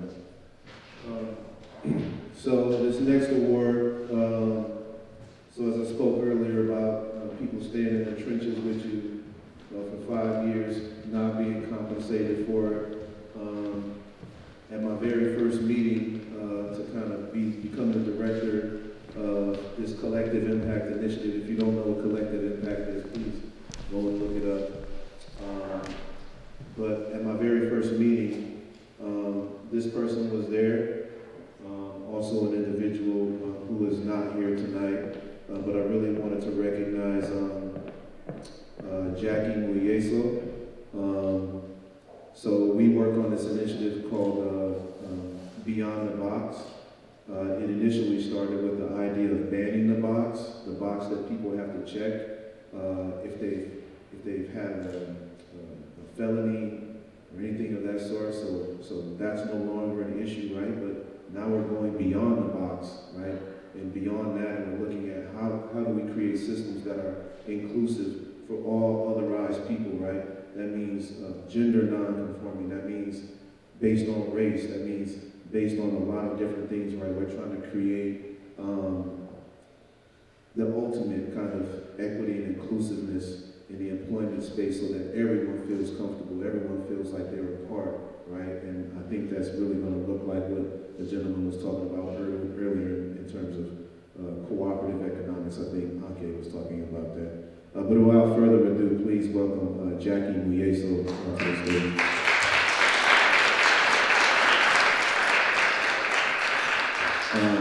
So Jackie is really, she's with Workforce New York, and so that's at the top of the food chain in terms of looking at policy for employment, looking at ways in which we can help employers change their environment.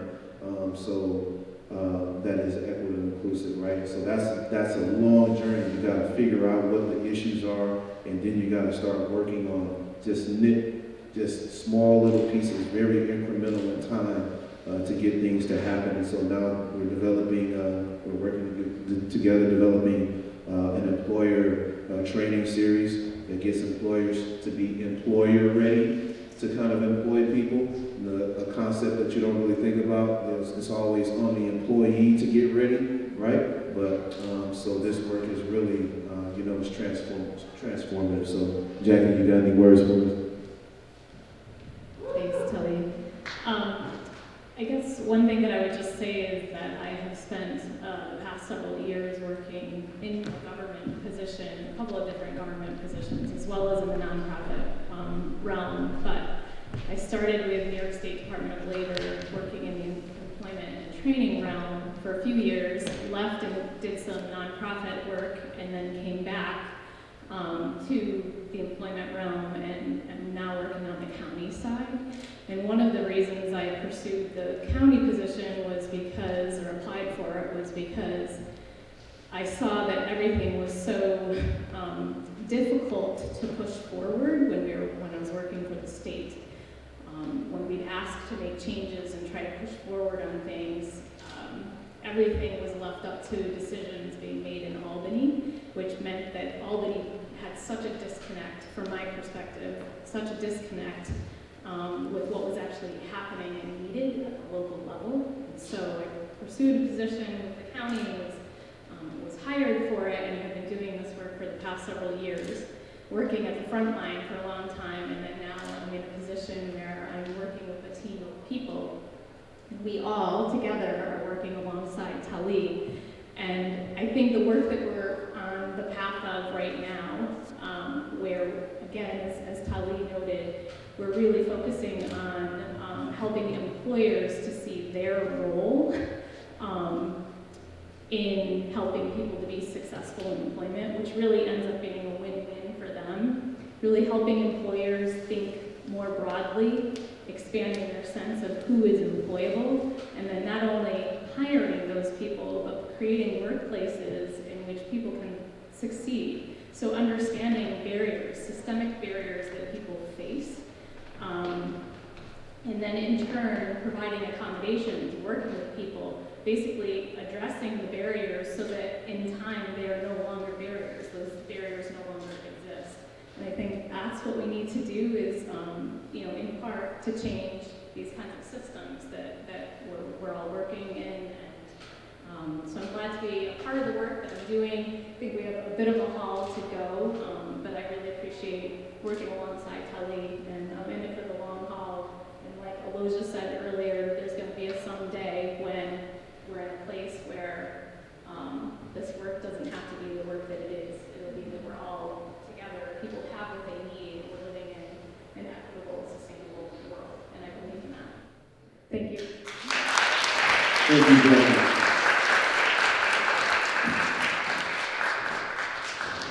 The next person,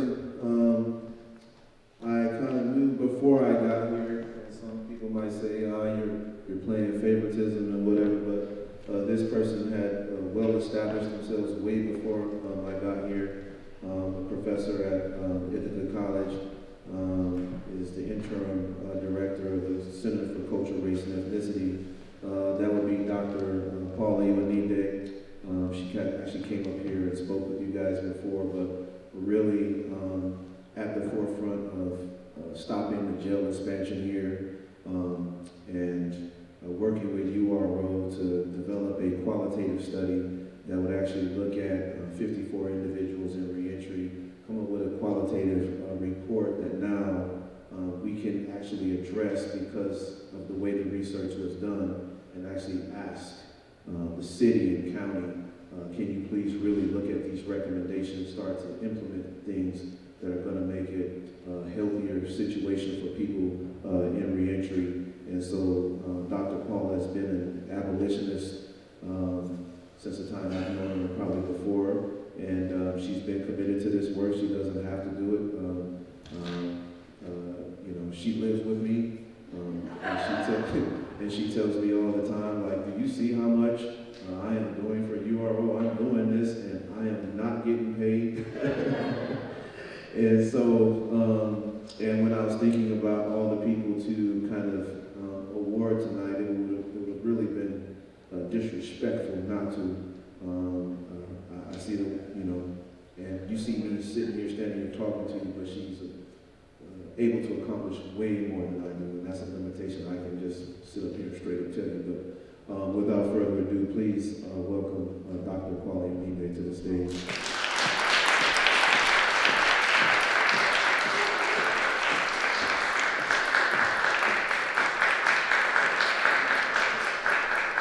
She's embarrassed now.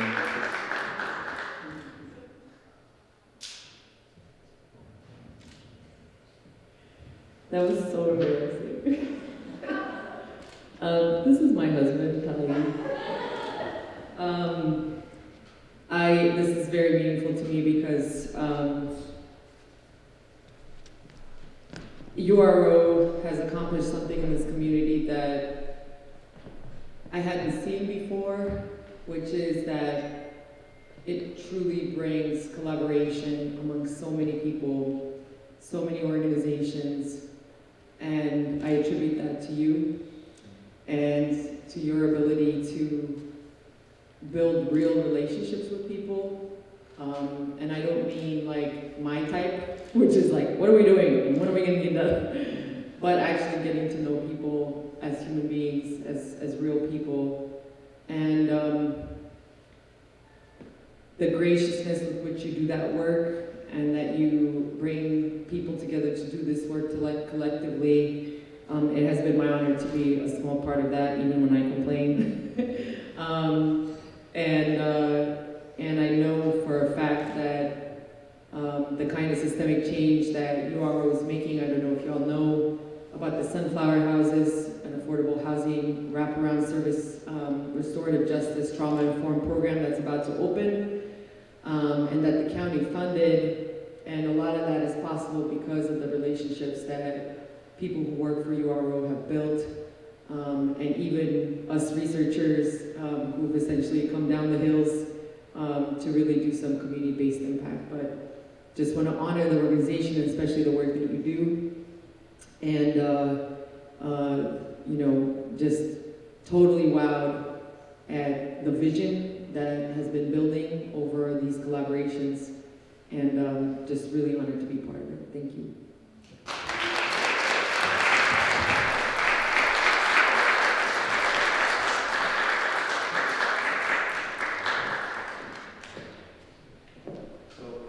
These two individuals are not here. Actually, there were one of the individuals left already. Many of you guys might know Richard Rivera. Richard Rivera received the Community Service Warrior Award. So Richard, and he doesn't mind me sharing the story, but he was one of those youth who was locked up when he was 16 years old and spent 39 years in prison. And it took a lot of people fighting for him to get him out. And ever since that man touched the ground here, he has been a tremendous asset to the people, the most marginalized, those who suffer the most, those who are living in the jungle encampments, the people who are kind of discarded, you know, because they don't fit in the system the way that most of us who can conform ourselves to fit in the system to operate the way these, what you call capitalist structures ask us to kind of perform in. So I really wanted to acknowledge Richard. Give Richard a round of applause.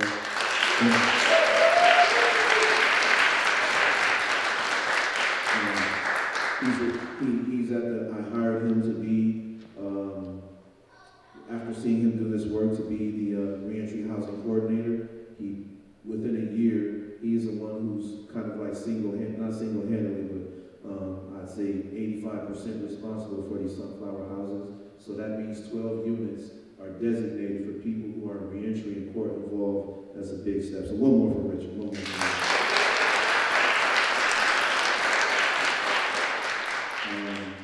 Dr. Jamila Mitchner, also on the URO data development team, working in tremendous ways in this community, connecting the community with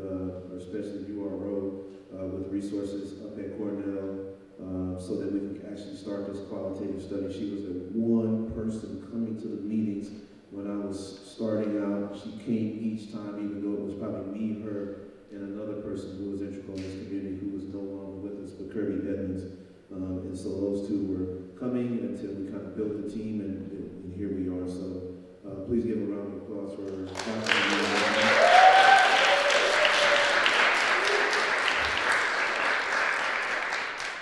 And then last but not least, this is a young man who was on campus, was a student actually on campus, who actually was one of the students participating in the Engage Cornell qualitative study that we were doing so that we could create these reports for our local government and stakeholders and people who have power and influence. Cosimo Fabrizio is going to be a graduating senior this year, but he was instrumental in going through that process of the qualitative study and then taking that information, absorbing it, and then applying it and creating or facilitating the role of this organization on campus called the Student Justice Coalition. And they were very integral in going to county legislative meetings and really pushing for these sunflower houses to happen. And you know, he's doing all this free of charge. He helped us to get furniture from Cornell, bring it down to the sunflower houses, organizing students to make those things happen. So really wanted to recognize his work. He's very articulate. He's going to do amazing things, and just want to really send him on this path. So without further ado, thank you all for being here. Give yourselves a round of applause.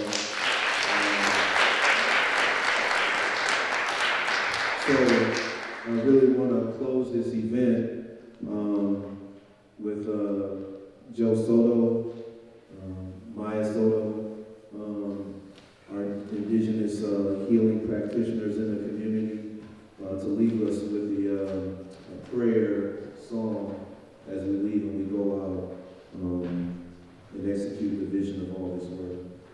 So without further ado, please welcome Joe, Alexis, and Maya to the stage.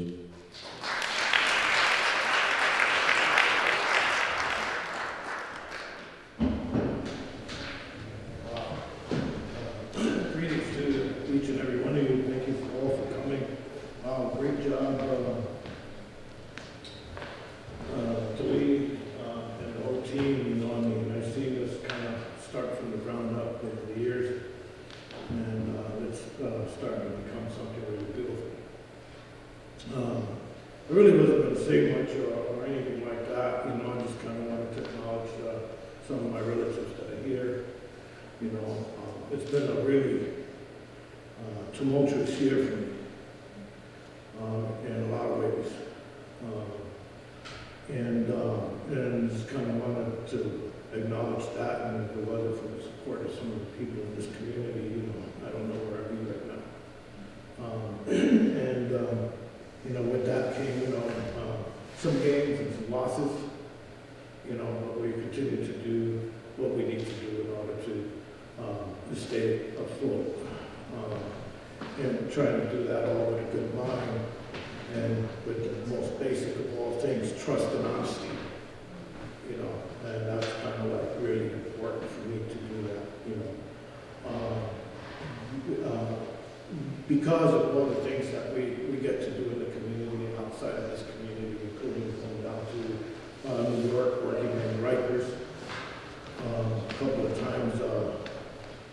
Actually, this is our third month going into Rikers, which is an interesting place right now. I was a resident there for 47 years ago. And going back in a different capacity really has opened my eyes to certain things that take place in the prison system. So without further ado, you know, Alexis and Maya want to share or say something. That'd be great.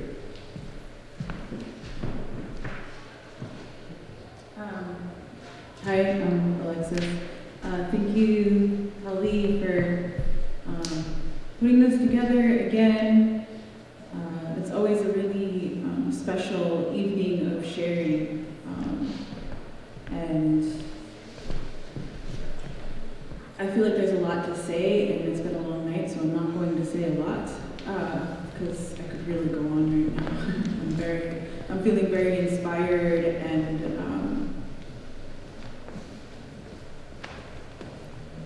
grateful for the community that we're a part of. There's a lot of people in this room and otherwise, outside of this room, walking around, working, living their lives. And Ithaca being so small, it's kind of difficult to remain separate in this community. And at times it's very challenging, but if we keep a good mind, then we can keep doing this work. And I say that because of what comes to mind is, what Paula said about the relationship between incarceration and climate justice. And I also think Maya, in a very beautiful and artistic way, also spoke about that in her poem about kinship. And so I just want to kind of reiterate the importance of taking care of ourselves and our well-being and the planet and our relationships with other people because of the power that has within our own healing, within the healing of our communities. And so much of what's happening right now is just all this lateral violence between each other and between ourselves and nature. So when we can heal those relationships, and I'm not just speaking person to person, there is the possibility of a grand transformation that can really help heal the planet. But we do have to start somewhere. So I'm grateful to be here and be supporting Tali and the work that he does. I feel like there's just so much that could be expressed in the community that I feel like so many of us don't exactly know about the amazing projects that have been successful through URO. So I hope that in the future, as more we talk about these things and have these events like this, that the community comes and stands up to help and get the word out there, because it's really important work. So I just wanted to share that, and I'm grateful to be here this evening.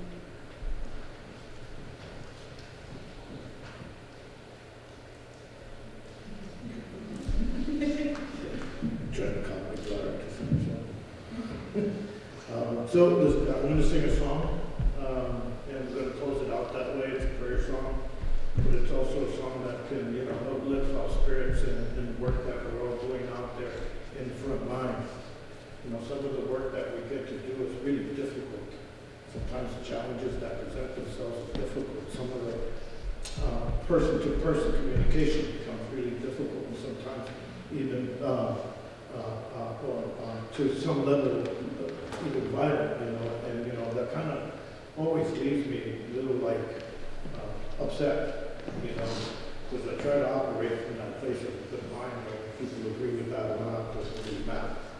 What matters is how I believe about going about using that good mind. So the song is a little bit about that, and it goes like this.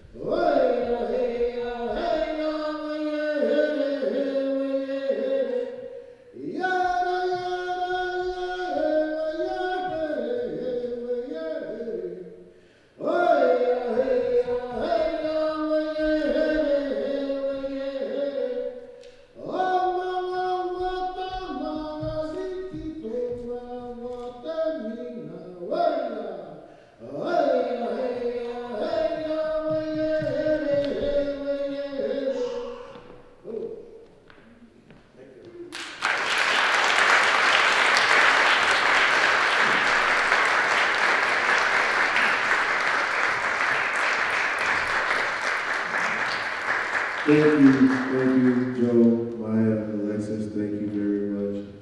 Thank you all, beautiful people, for staying here, going through this journey with us. I hope that you were touched and moved in a way that will help you in your journey moving forward. I would ask that before we leave, for those of us here in community, if we could be in community this evening by helping the person who would have to put these chairs up by herself, if we could put the chairs up, or at least the chair that we're sitting in, and then please, like I said, get to know someone, shake someone's hand, or get someone's contact before you leave. Thank you all on behalf of URO. Hopefully, we'll continue to be able to do things like this, and when you see something like this coming up for URO, you know what it entails, and you'll bring somebody with you. May peace be upon you all. Thank you.